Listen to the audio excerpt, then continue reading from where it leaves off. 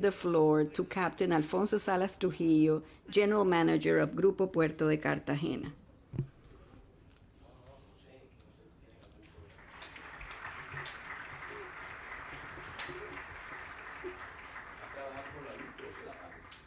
No.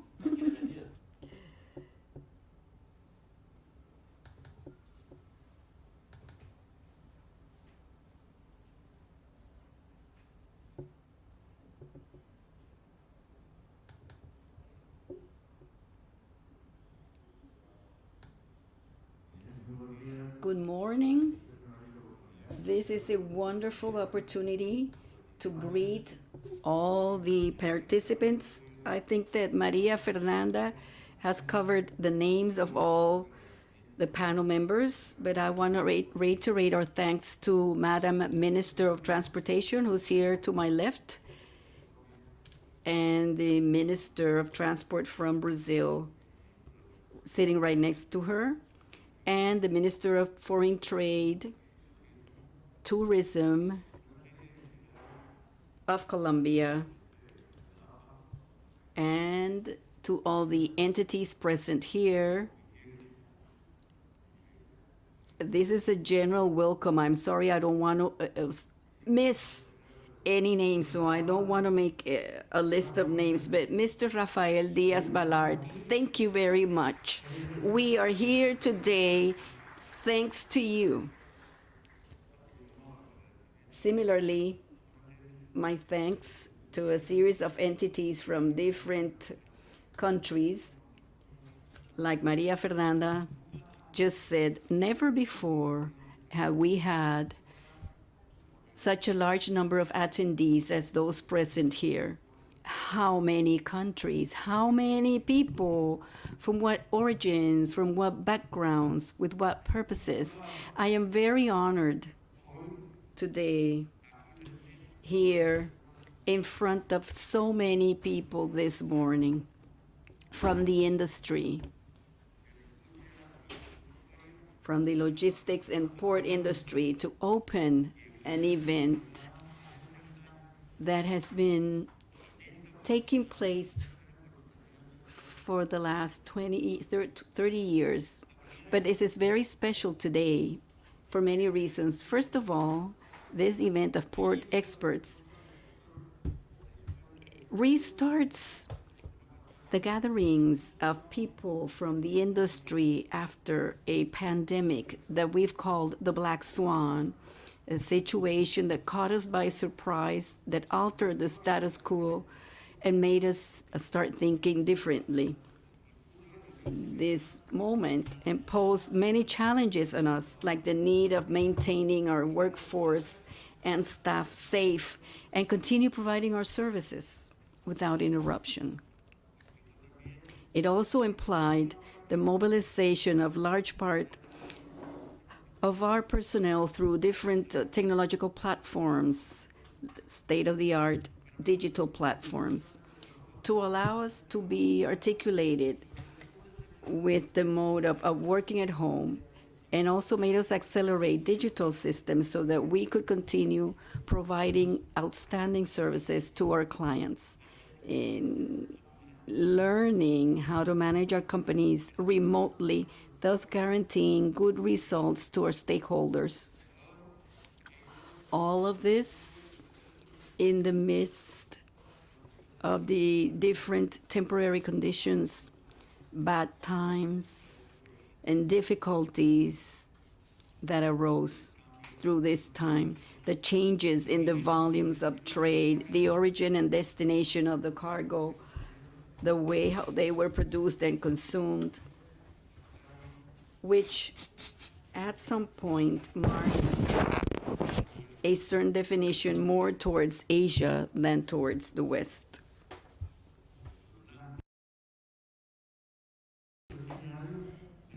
The changes in the itineraries of the shipping lines, the accumulation of empty containers at certain ports,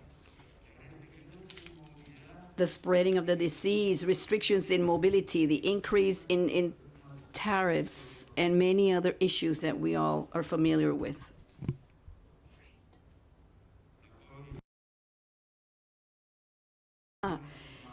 The container crisis has not been an additional crisis. It has established a before and an after in the new world order of logistics, where many deficiency challenges were made patent, weaknesses in meeting these demand as well as the supply, alignment of actors, among others. And now a big question arises. What do we do looking towards the future? Reflect about the present, forget about the past, and just look forward. Technology, integration of services, and the importance of human forces as a transforming pillar are topics that we need to address. The second reason why this event is important is because it is held in Cartagena. Some 30 years ago, we did not have an event about ports of this magnitude in our city and in the country. I believe this is the ideal time to emphasize on the importance that ports have for the economic development and foreign trade of nations. More trade, more ports, more prosperity. Global GDP is $84.6 trillion. Trade accounts close to 60% of GDP of the world, and 90% of this trade is done across the oceans. Hence the importance of ports to the economies and development of our nations. There lies our prosperity. And we are also responsible for the connectivity of the supply chain.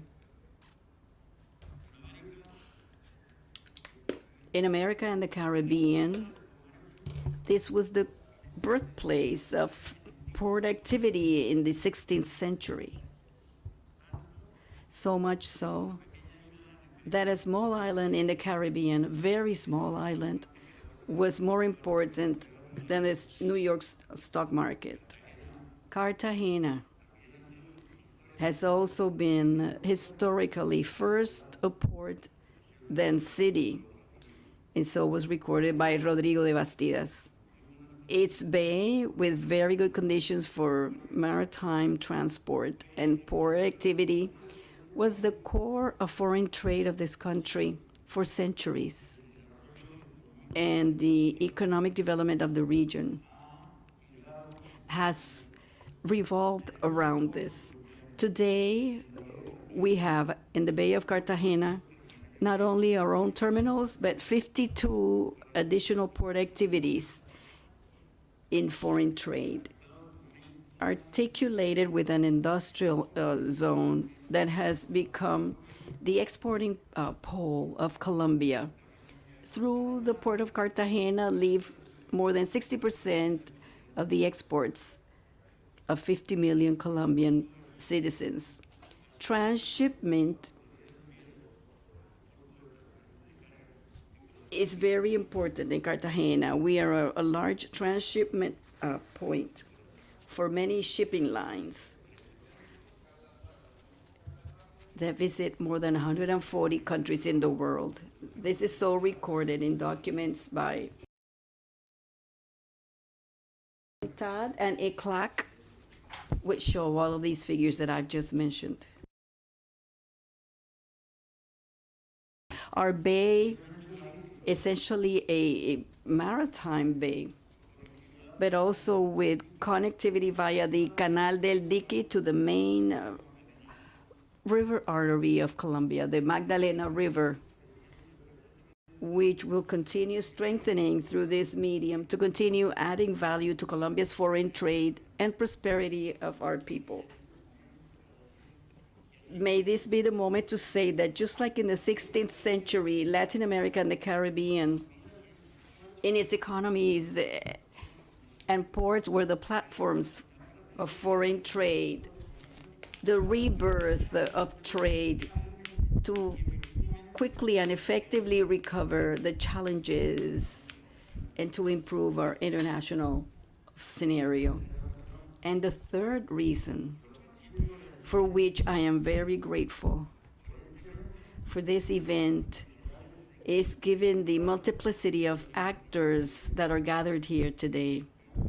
Never before have we had an opportunity like today of having governments, authorities, port terminals, shipping lines, suppliers, logistics operators, industry experts, among others, from all over Latin America, the Caribbean, and the world. We'll be discussing different relevant topics to our industry, such as the current container crisis. There's shipping lines, their vertical integration, the importance of digitization,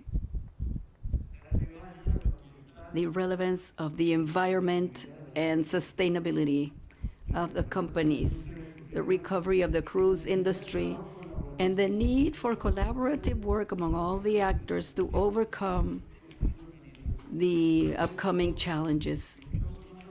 Today, we need that each of the participants in the supply chain take active part so that with their contribution, we can achieve the effectivity results that the world expects from the port sector.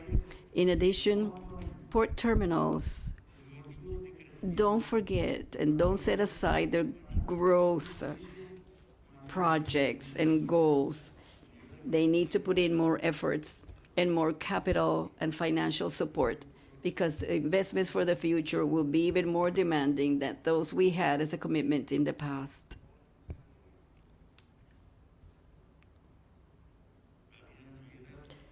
The shipping lines will accept the challenges in their decision-making and will generate transparency and visibility for all the actors. Indeed, in this new world, we're called to collaborate and serve with greater enthusiasm and commitment than we did in the past. And my thanks has been a general thanks. The word today, perhaps gratitude, feelings of acknowledgement of others who've made this event possible. And being here today makes me emotional. Rafa, again, thank you very much.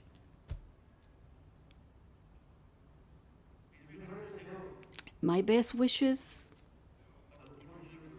to the ports of Brazil, who will host the AAPA event next year. I wish you much success.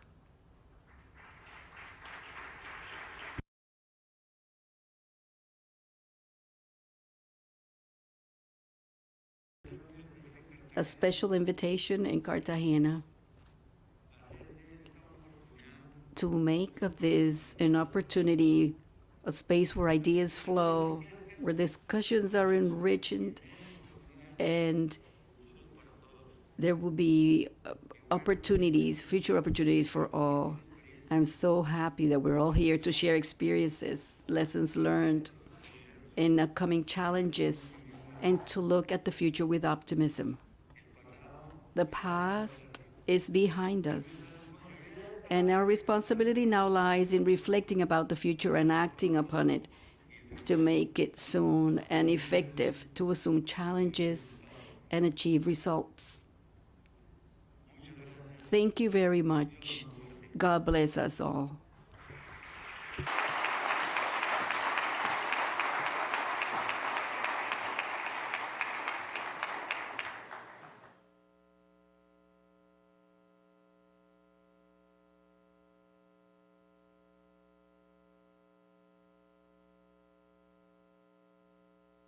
Capitán, muchísimas gracias. Captain, thank you very much for those heartfelt remarks. We do feel these accomplishments as something that's very much of us, Cartagena residents. Thank you very much for being at the helm of all this. As you all know, AAPA promotes the interests of the port community and provides the leadership in terms of safety, security, trade, transport, infrastructure, and the environment, and everything related to the development and operations of ports. The Latin American AAPA delegation works tirelessly to implement a governance model that's more inclusive and to develop a series of dynamic initiatives. It also promotes more active participation of the Latin American members in all AAPA events, specifically this one, which is its annual meeting. And to welcome you to AAPA Latino 2021, I would like to invite Ms. Rita de Cássia Munck, who's the Chief of Cabinet of the National Secretariat of Ports and Transportation of Brazil.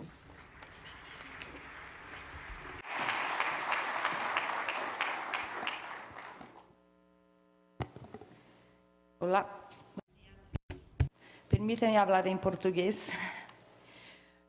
Nessa ocasião, assumo a presidência da Delegação Latino-Americana, representando a Secretaria Nacional de Portos e Transportes Aquaviários do Ministério de Infraestrutura do Brasil.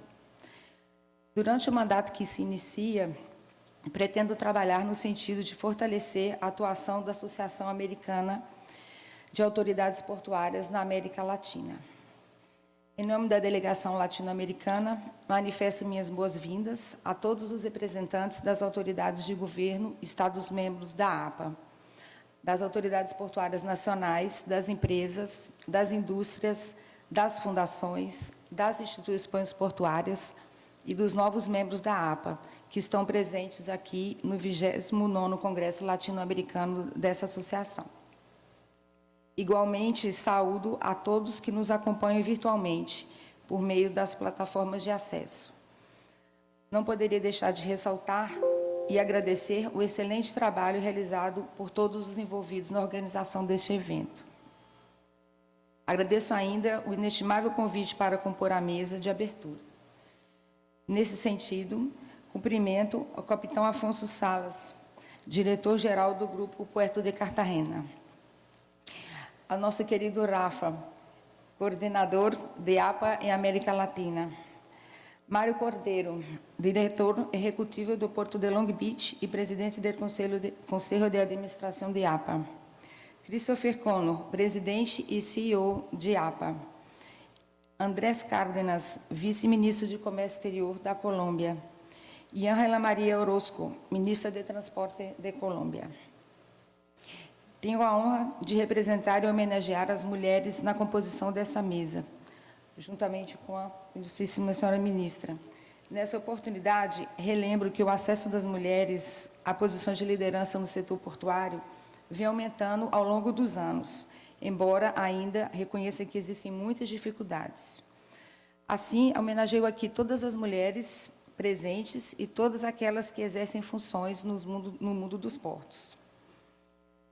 Ano após ano, surgem novos e complexos desafios, encorajando os envolvidos a encontrar soluções para o contínuo desenvolvimento do setor portuário. We are participating to find solutions in the port industry, and my question to you today is, what are the main challenges as representatives of this important logistics sector? In the port sector, large part of the world's economy passes through this. Many of the activities have a deep impact in the economies and the different sectors of society, the local, regional, and international environments as well. The strategic role of sea transport is globally recognized. A relevant part of global trade of goods passes via the river and seas. Therefore, it is very important in these global modes to develop them so that they adjust to a highly globalized economy. In recent years, we have been affected by the COVID-19 pandemic. Several lives were indeed affected. My solidarity as well to all those who have lost loved ones during this pandemic. The restrictions imposed by the pandemic have significantly affected commercial, navigation, transport, and tourism. And we've been able to see the different degrees of affectation in the different countries, as well as obstacles like the lack of raw materials, delays in container arrivals. We need to reinvent, or we had to reinvent ourselves to address each of these security measures imposed because of the pandemic. For logistic processes, import processes, it was intense looking for automation, reducing bureaucracy, and reducing formalities in person. However, despite all these difficulties, port logistics was capable of maintaining commercial flow and movement of goods. The supply chain, mainly in terms of commodities during the pandemic. In largely globalized markets and interdependent markets, commercial trades demand logistics chains and that are more effective and transparent in technological insurances and processes. There's incentives for investment and participation of the private sector as allies for the development. This way, many ports in Latin America and the Caribbean started a modernization process to overcome the challenges imposed by the current situation. What can we propose at this event for our ports to continue integrated and efficient and safe? How can we strengthen the sector to have a more unified sector? I hope that during this important Congress we can find answers, new ideas, solutions, and alternatives, as well as inspiration, partnerships, and cooperation to foster and to promote our port sector. I also wish the ports of Latin America are the promoters of development of our societies. I also thank Captain Alfonso Salas and the entire team at Puerto de Cartagena for hosting this wonderful event at this beautiful and historical city. More than 450 people have registered to take part in this event.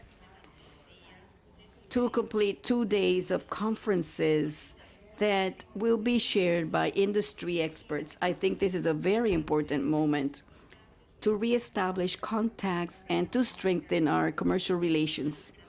I also want to thank all of the speakers who are sharing their knowledge and experiences during the panels and the moments of networking in meetings. I want to remind you that this 30th Congress of AAPA Latin America will take place in Brazil, in Santos. I want to invite you all to participate and to visit our country and to take part in this Congress. Thank you very much.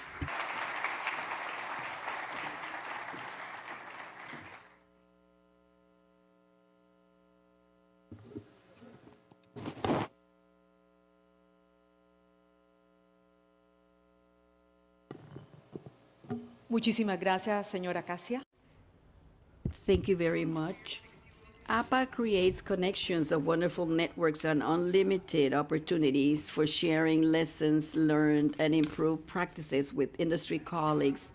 Its activities, resources, and associations connect and strengthen port leaders and maritime professionals in all the sectors of the industry that provide prosperity to the entire Western Hemisphere. Next, we will hear to the welcoming remarks by the chair of APA, the chair of the board of APA and executive director of Long Beach, Mr. Mario Cordero.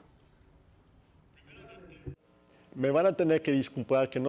First of all, you need to excuse me that I'm not present in Cartagena. I clearly support you and support APA Latino and the importance of Latin America. And with this, I want to thank all the cooperation we have received regarding the ports and the ports in Latin America. My remarks will be in English, so I will proceed now. I'm Mario Cordero, Executive Director of Port of Long Beach. As Chairman of the AAPA Board of Directors, it's my honor to welcome you to the AAPA Latin American Congress of Ports 2021. Thank you all for joining the conference, whether in person or remotely. I'd like to congratulate our AAPA conference organizers for putting together this year's event in Cartagena and online. I wish I could have joined you in person, but due to COVID, we do not allow international travel. That said, AAPA Latino is a very well-planned convention. I'm sure it will be a huge success. This is one of the most important AAPA events of the year. The AAPA is a special organization. It crosses oceans and national boundaries. The AAPA seeks to unify the hemisphere with the betterment of trade everywhere. So congratulations to all of you for pushing these very worthy goals. Thank you for your patience and cooperation as we find ways to hold significant and important events like this. This week, let us reconnect with old friends and make connections with new friends. We hope you will find we have an agenda filled with compelling programs and presentations. With all that we've been through over the past 2 years, there's a lot to talk about. Our ports are seeing the effects of COVID-19 pandemic. Sailings have increased. We have large numbers of ships waiting at anchor at seaports around the world. Clearly, we can agree we have a significant disruption in the global supply chain. And we have worked to overcome huge backlogs as we seek to accommodate the increased trade. The good news is that we are collaborating as an industry and as an international community. In 2021, we came together with a clear focus that goods movement industries sought the means and measures to cope with unprecedented cargo volume. It is not only the current cargo surge, it's also future demand. Our projections on the West Coast of the United States show that trade is expected to grow over the next 10 years. So the question remains, what will make the difference in 2022 and beyond? I believe the answer is 24/7 operations. U.S. President Joe Biden has declared his willingness to take on the disruption of the supply chain. His backing greatly helps to build support for 24/7 operations. Thanks to President Biden and the policy conversation he started, major players have come on board and we are moving forward to do things we have not done before. Admittedly, there are challenges. However, transformational change is required within the supply chain. With the Biden administration's support, the Port of Long Beach and Los Angeles are working to implement a framework for extended hours. For this to work, the entire supply chain must get on board. Cooperation from all sectors of the goods movement industry will keep businesses supplied and consumers satisfied no matter what surge occurs. The challenge is, how can we make it happen?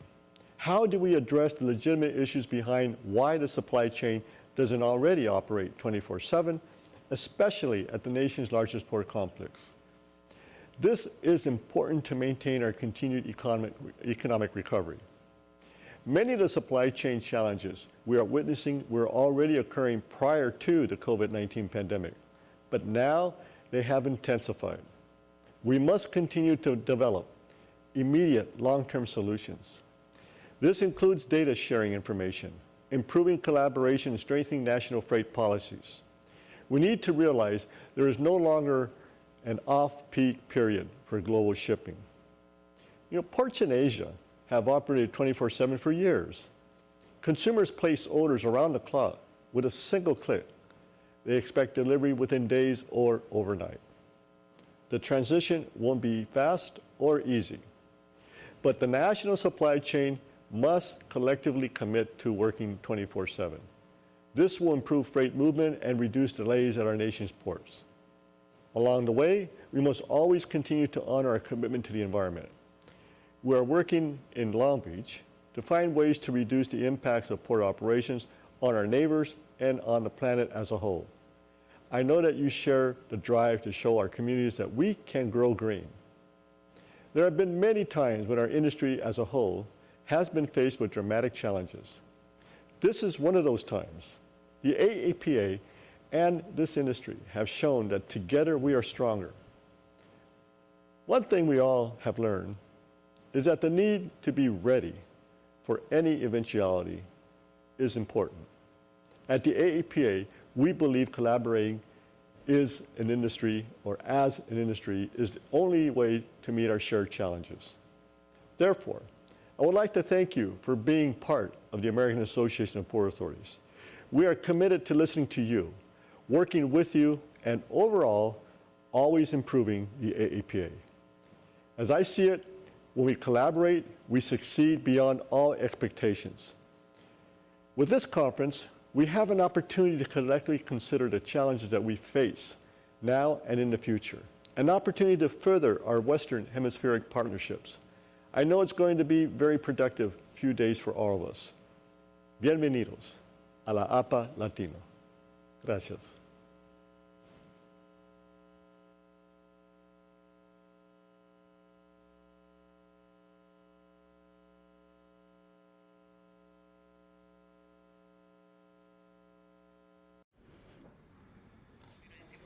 We would like to thank the message of Mr. Cordero.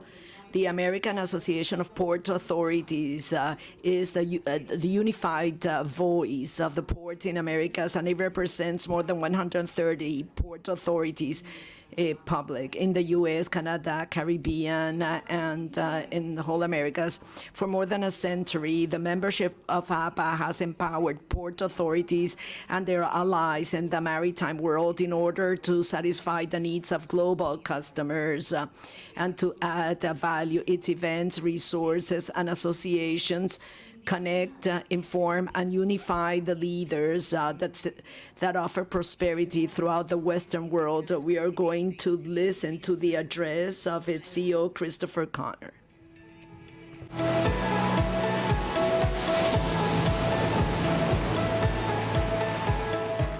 Ladies and gentlemen, Señoras y señores, distinguidos invitados, patrocinadores, bienvenidos al 29º Congreso. Gracias por su apoyo. Primero que todo, quiero agradecerle al capitán Alfonso Salas y a su equipo en el puerto de Cartagena por ser los anfitriones de este Congreso. Esta ciudad es un sitio maravilloso para organizar este evento. El puerto de Cartagena es un líder en las Américas. I only wish I could join you there today, but nevertheless, it is great that we can be back together in person again this year. I would like to recognize the officers of our AAPA Latin American delegation, Chair Elisa Recalde, Director General of the Port of Administration of Quintana Roo, Mexico, and Chairman-elect Rita Munck, Chief of Staff, National Secretariat of Ports of Brazil. Thank you both for your leadership.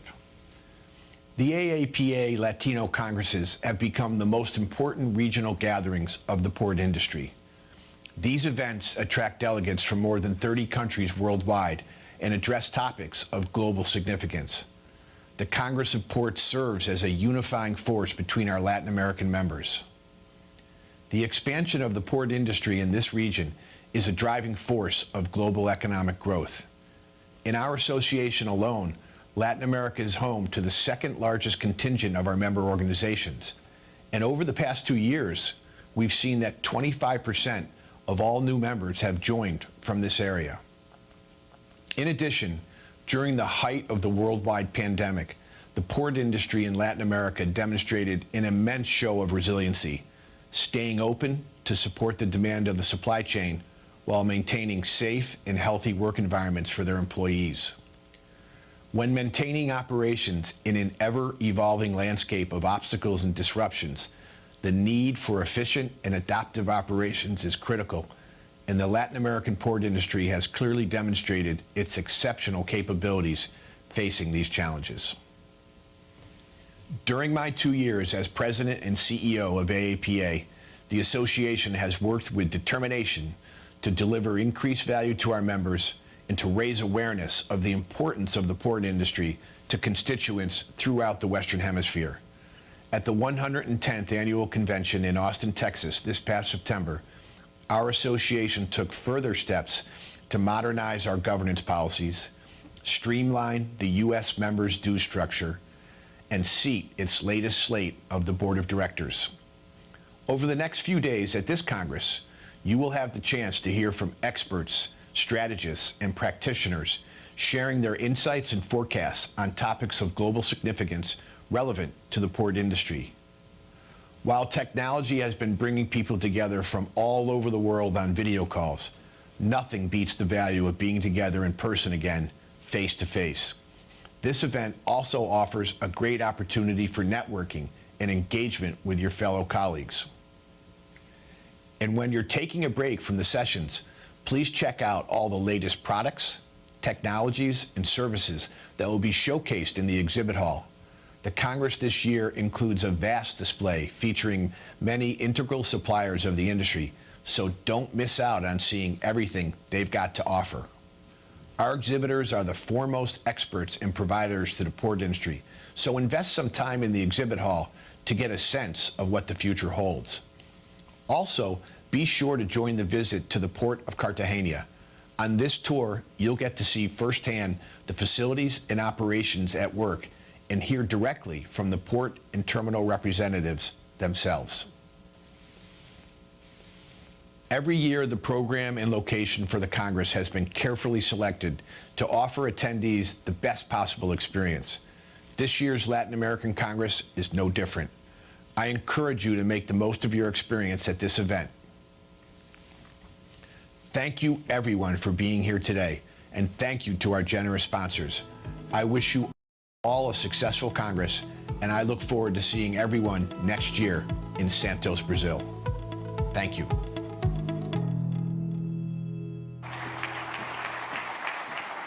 Muchísimas gracias al señor Connor por su mensaje. Thank you very much, Mr. Connors, for your message. The Ministry of Trade, Industry, and Tourism of Colombia, fostering the country's foreign trade and supports the business activity producer of goods, services, and technology, as well as the tourist management in the regions in order to improve its competitiveness and sustainability and to promote a value-added just to show the support of the government of Colombia, today we have with us the Vice Minister of Foreign Trade of Colombia, Andrés Cárdenas Muñoz, who will address us.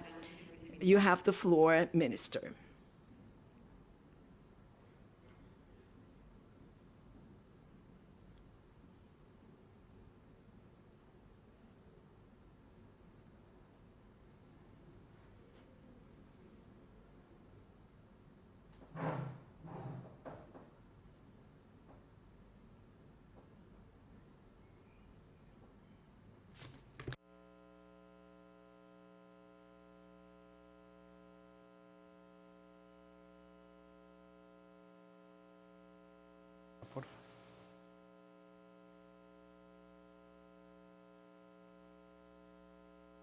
Muy buenos días a Good morning to each and every one of you. I would like to thank AAPA for this invitation to the national government and mainly to the Ministry of Foreign Trade, Industry, and Tourism.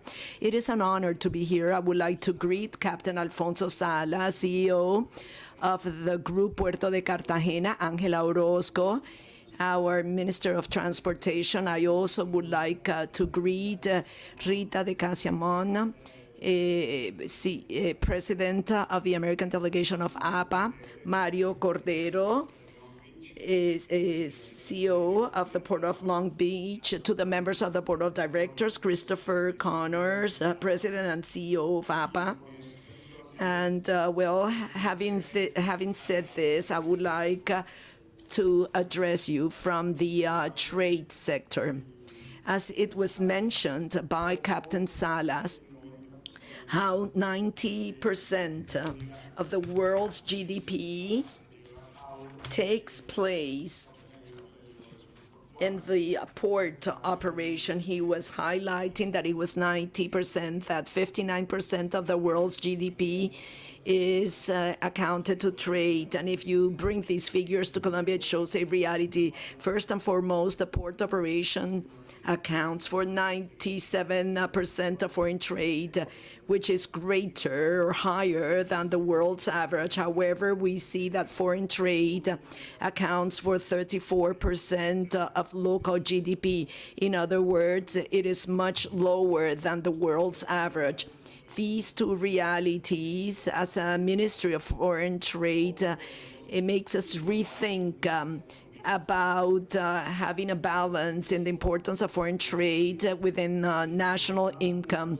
And without any doubt, one of these axes is to have easier foreign trade. I know that this has to go hand in hand with industrial productivity policies, what convenes us today is to see how facilitating trade is one of those axes that enables us to just bring the wealth to our people.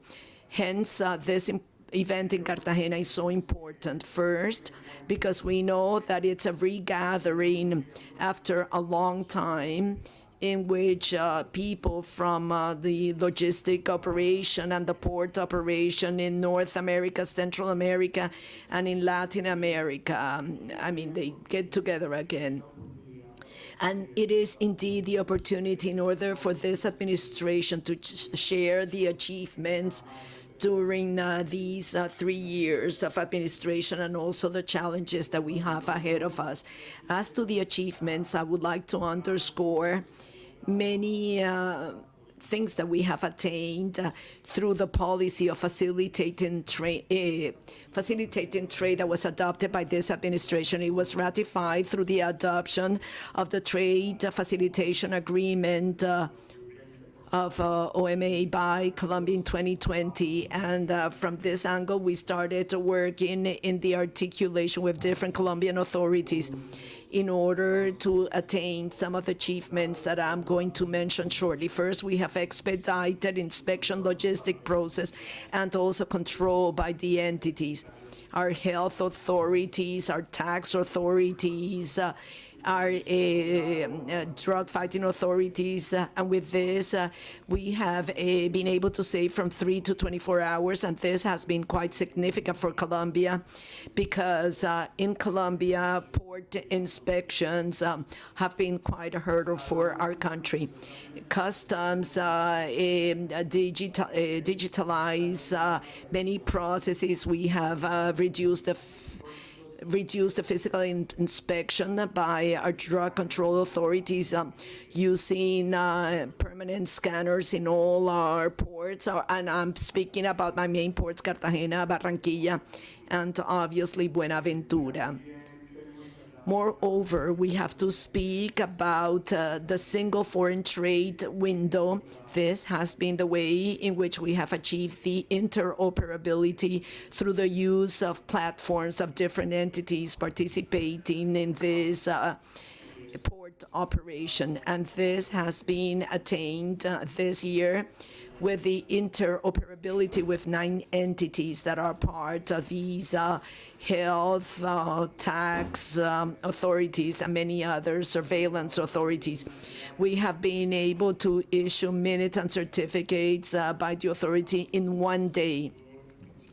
So this was potentiated because of the pandemic. Last year, when there was a high level of uncertainty, many of these processes were expedited. And today, at the national government and at the Ministry of Foreign Trade, we're aiming at having these best practices,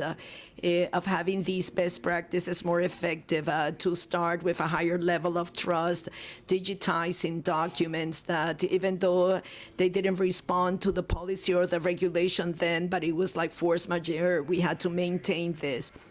Because to the extent that uncertainty became the permanent thing, some of the authorities are resorting to past habits, and these processes have been led by the ministry, but around those tables you have members of the Colombian port system, and we hope to make sure that these best practices will be put in place. I would like to speak about this. This year, the Ministry of Trade, Industry and Tourism has had its 20th anniversary, and it goes all the way from the business development policy, how this enables us to offer our goods to the world. So during these 30 years, we have considered the role of this ministry and of foreign trade in Colombia, even though in the world foreign trade accounts for 59%, as was mentioned by Captain Salas. For Colombia, it is at 39%. So we start analyzing the different causes because we have betterment opportunities. And one of the causes that we found is that without any doubt, foreign trade depends not only on specific policies in terms of exports and imports, but they depend in the interconnectivity attained. I was saying up front that through the single foreign trade window, we have attained interoperability through platforms, and this has enabled us to be more or to become more efficient. I also would like to underscore that I know that these are the competencies of the Minister of Transportation, but I would like to say that given infrastructure today, the Buenaventura port, where 40% of Colombian foreign trade takes place, it is today it's going to be more connected to the country. Last week, it was announced that the completion of a very important stage of an entire complex of 25 tunnels of a double-lane road that is connected that southwestern part of the country with the road to Buenaventura, and this was achieved through a very responsible work from the transportation system, but it affects one of the arteries of the country, and that I'm speaking about a road that is called La Línea, the line, which is a very complex road. And it was very difficult for trucks to use the road. The average speed was of 15 kilometers. But thanks to these works, now they can drive at 60 kilometers. So can you imagine, for those that do not know about the line, it's a road inside the mountains. There were some turns of 180 degrees, lots of trucks, with the length that these trailers have. So it was very difficult to have a better transportation. So we have a double lane, so transportation, ground transportation times have been reduced, and I'm sure the minister is going to dwell on it shortly. So this starts showing the interdependency of the port operations with other aspects of the country that are being improving. So one also sees how last year, something that was very important, and it was mentioned by Captain Salas, the importance of Barranca Bermeja, the port of Barranca Bermeja in the central part of the country. There you have the Magdalena River. The Magdalena River can really reduce transportation times. It could be the river artery of Colombia that could really make much easier our foreign trade. And we have good news from the Ministry of Transportation. As to the dredging of the river, we have had some difficulties because of the high level of sedimentation of this river, because of natural conditions. And the Ministry of Transportation was able to publish a couple of years ago the bidding process to work on this. And this government has invested more than any other administration. It has invested many resources in the operation of the dredging process with some enhancements. And when we visit the ports in Barranquilla and Cartagena, they keep on saying that it is very important to improve the dredging of the Magdalena River, because we have huge opportunities there.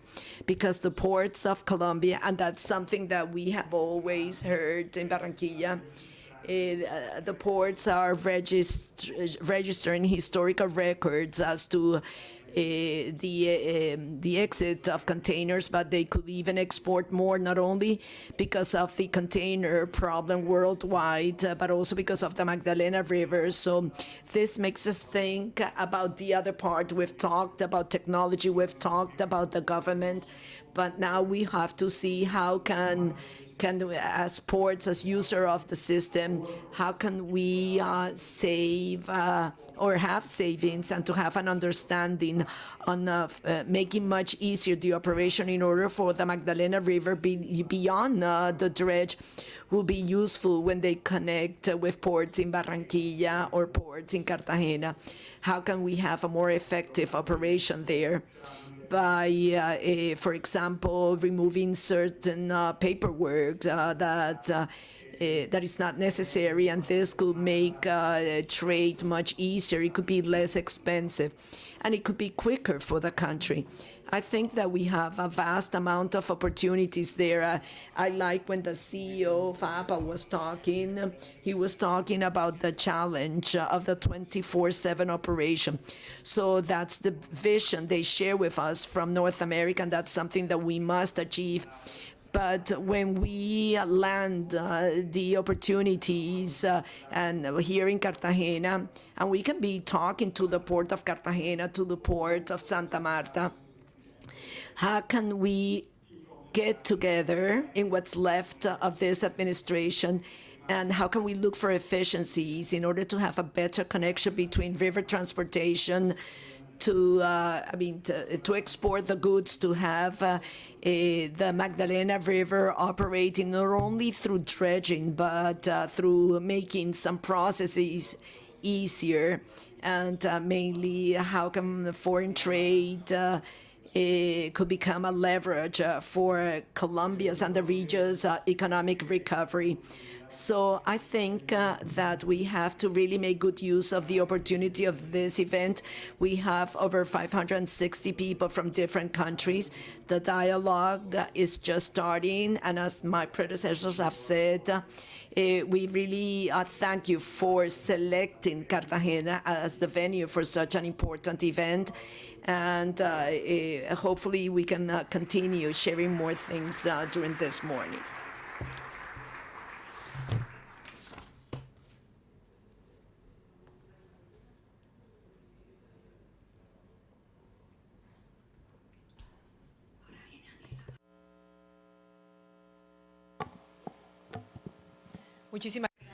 Thank you very much, Vice Minister. The Ministry of Transportation of Colombia is in charge of guaranteeing the development and enhancement of transportation, traffic, and its infrastructure in an integral, competitive, and safe manner, aiming at increasing the country's competitiveness with technology and encourage human talent. For the organization of this event, it is really an honor to count on the presence of the Minister of Transportation of Colombia, Ángela María Orozco, who will share with us her welcome message. You have the floor, Minister.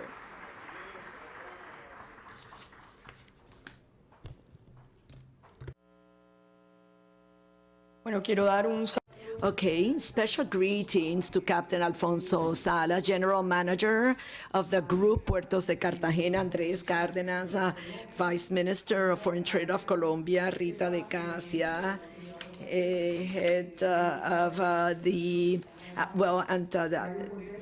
head of the Delegation of Brazil, and also Mario Cordero of the Port of Long Beach, a member of the Board of Directors of AAPA, Christopher Connors, President and CEO of AAPA, members of the embassy, businessmen, authorities, and members of the different trade associations, whether you are here or virtually. I would like to start this message thanking AAPA for having chosen Colombia as the venue for this Congress. This is a great opportunity that will enable all of us to get together again to share our experiences during these challenging times for the planet and for the port authorities at local level in each country, and also in its relationship with the world. It is a great moment to acknowledge the importance of ports and maritime logistics for foreign trade. And in addition to this, you are here with us at the Port of Cartagena. Just to say that ports are important for the economy of our countries is to highlight something that we all have very clear in our minds. But to give you an additional context, I would like to say that according to the XXIX maritime logistic, and maritime logistic is the backbone of trade, the figures have been mentioned, and this is the way you move around 84% of the volume traded worldwide based on total tons and 60% of the value. This is very close to what you have in Latin America and the Caribbean and in the subregions of South America and the Caribbean. And within that framework, ports play a very important role in order to guarantee a broad distribution of supply chains, including those that are necessary, such as food, medical products, which have been necessary in order to guarantee supply during this pandemic. Colombia counts on ports in the Pacific and in the Atlantic, two great windows of opportunities and of challenges. The main thing is to learn how to exploit that potential regarding maritime transportation.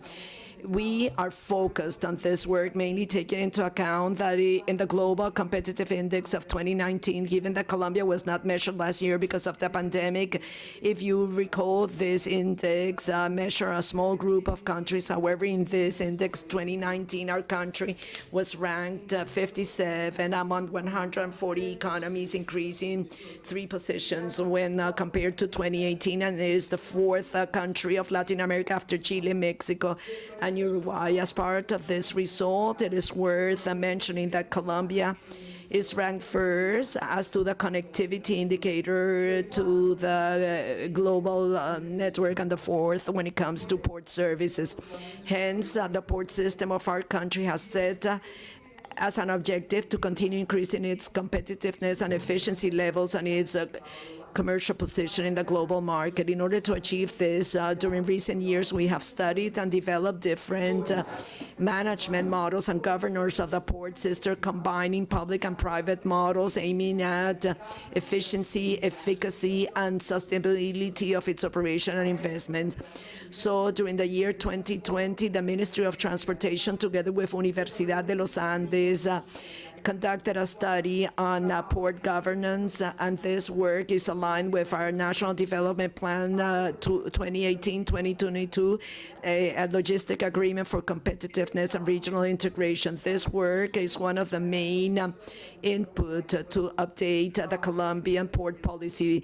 We have been working on this at the Ministry of Transportation together with the Ministry of Trade, Industry, Tourism, and the National Planning Department, and of all the actors of the private sector. The objective of this document is for it to become the institutional ground that will enable us to improve efficiency, efficacy, sustainability of the port sector in Colombia, potentiating this as one of the axes of the intermodality strategy that has been defined by the administration of President Duque. And it was mentioned by the Vice Minister. Part of the challenge of this administration has been to connect Colombians much better, and part of the exercise that we have been conducted of moving on the 4G projects for roads and iconic projects such as the crossing of the Central Mountain Range is to improve that connectivity between the center of the country and the ports of the country, mainly the Caribbean ports.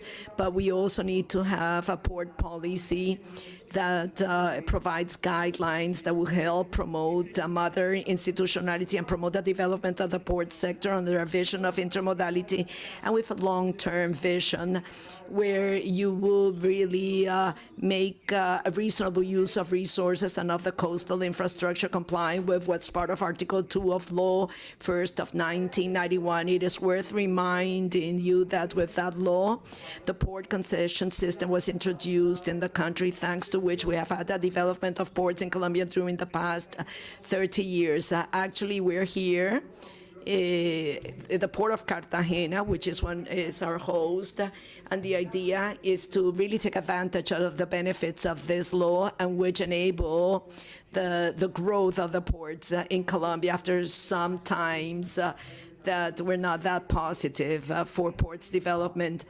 And I mean, time changes, challenges change, so it is necessary to update this. Thanks to Law 1, Colombia has 9 port areas with 86 maritime concessions under the responsibility of the nation's entities. 63 are part of the concession of the Infrastructure National Agency, and the rest by Cor Magdalena. The development of the ports has gone hand in hand with the use of technology, the articulated implementation of development plans for the territories, a transparent framework with legal safety for private actors, and a high promotion for the destination of the goods. So here we see the development of these maritime terminals that we have mentioned, which, and we are also considering new investment, but we have to acknowledge that we are facing a challenge. Those parts that were the first one that were awarded a concession, and their terms are going to expire in 15 years. So there's a challenge here. How are we going to face this? And this is a fundamental challenge.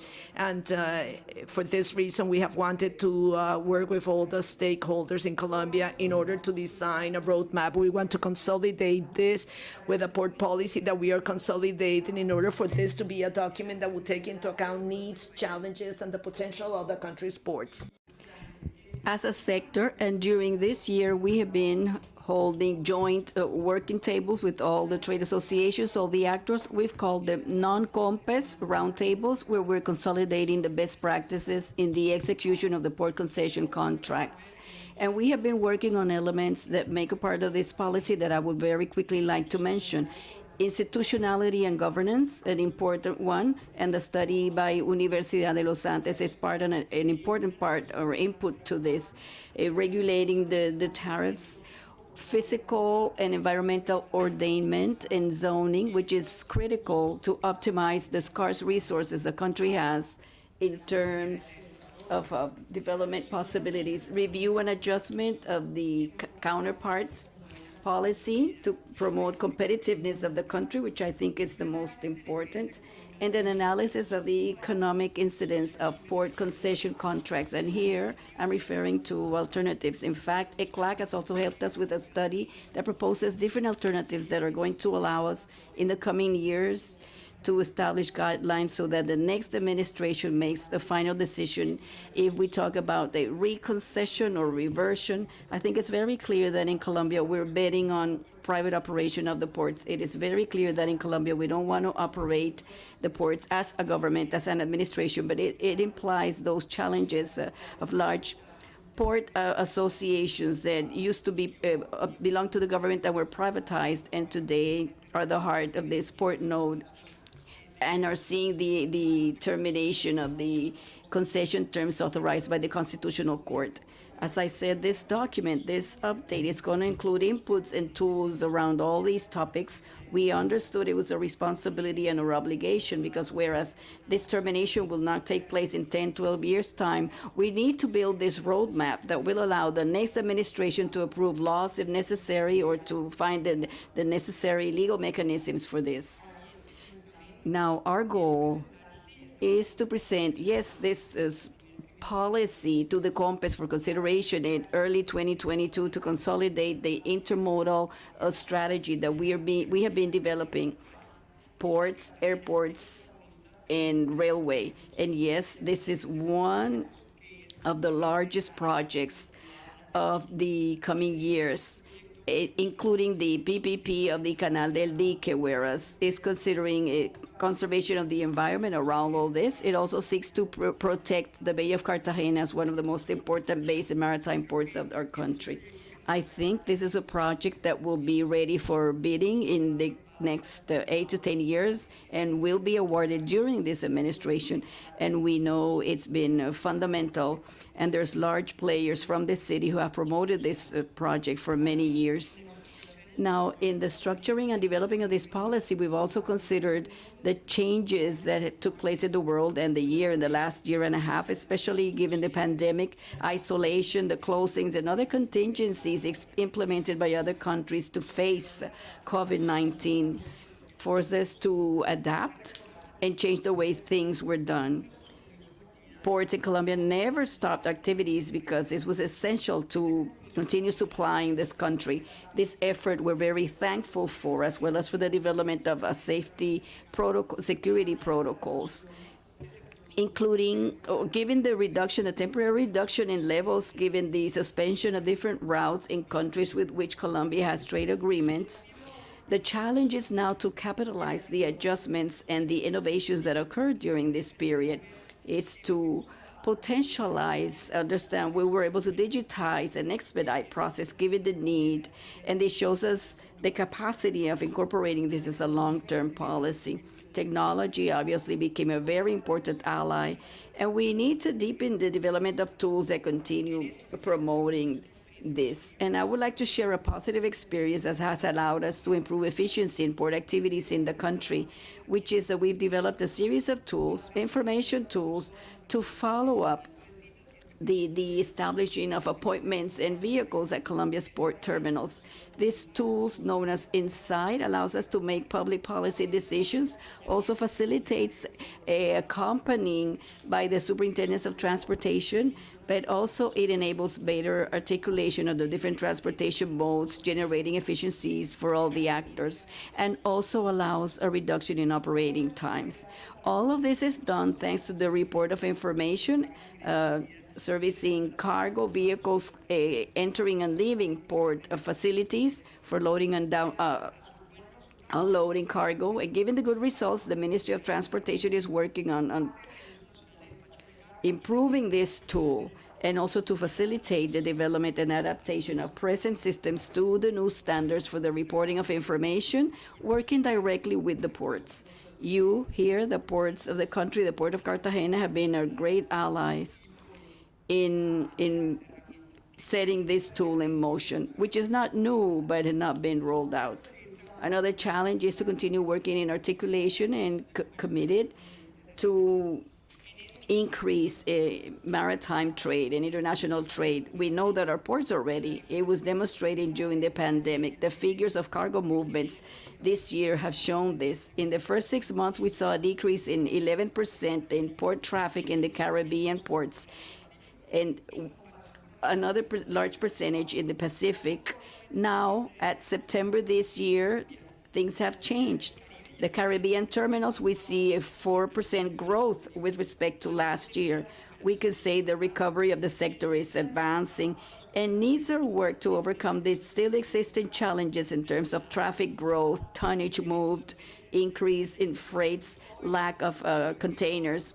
All this, I think, will take part of the discussions that during these 2 days you will be having, and that we hope will leave conclusions and learnings that we can incorporate as a country to improve the efficiency of our ports. Once again, I want to thank the AAPA for holding its Congress in Colombia.